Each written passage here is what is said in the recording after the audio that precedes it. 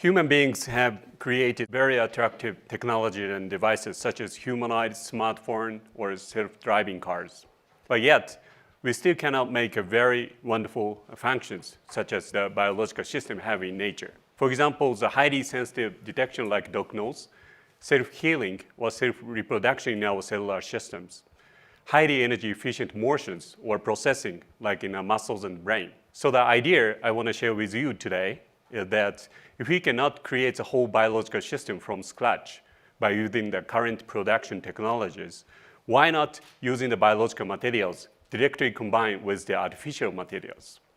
That is the concept of the biohybrid research we are now working on.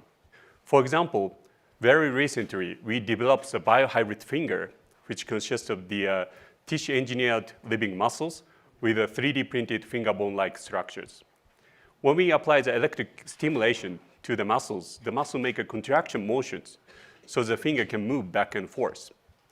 So this demonstration is very simple to pick up a small object, but the world's first demonstrations showing that we can actually use the living muscles as a part of the robotic systems, which achieves the highly energy efficient motions.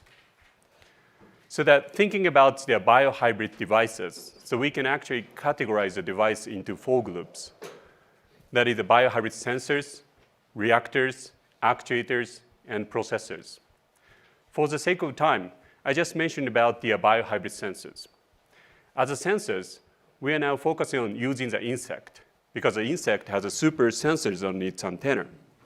For example, bees can even detect the addictive drugs and bombs. And mosquito can detect the human beings by detecting the human sweat coming from the skin. So that we like to use such kind of sensors in the robotic systems. At the practical applications, we are now trying to make the robot to find a human being in natural disasters. Because in Japan, we often have a huge disaster like an earthquake, tsunami, and typhoon, and so on. So finding a human being in disaster as soon as possible is a very important technological challenge, as you may understand. So we are now focusing using the mosquito, because the mosquito has an antenna that can detect the human being, as I mentioned. So what we did is to identify the protein exists in the antenna to find the human beings, and purify the protein and put into the small sensors.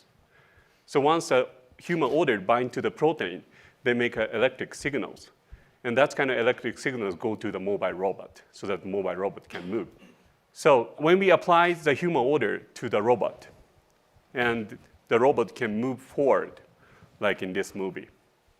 But as you may understand, we need to develop the robot to find a human being, so that the robot has to move towards the source of the human odor. But unfortunately, in this case, the robot actually ran away from the human odor. It's completely opposite.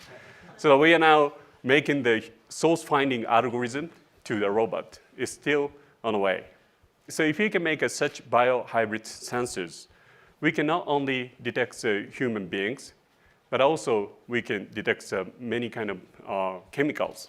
For example, we can actually detect the addictive drugs, and also we can detect odor of the bombs and so on.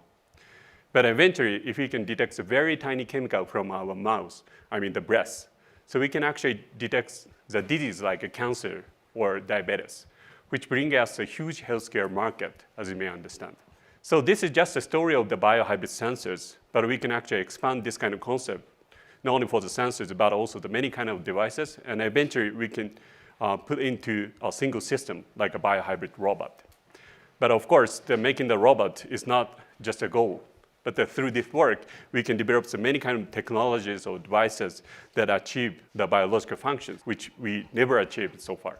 So therefore, we believe that thinking biohybrid will change the world much better and convenient, and that finally bring us a super healthy and ecological lifestyle in the society.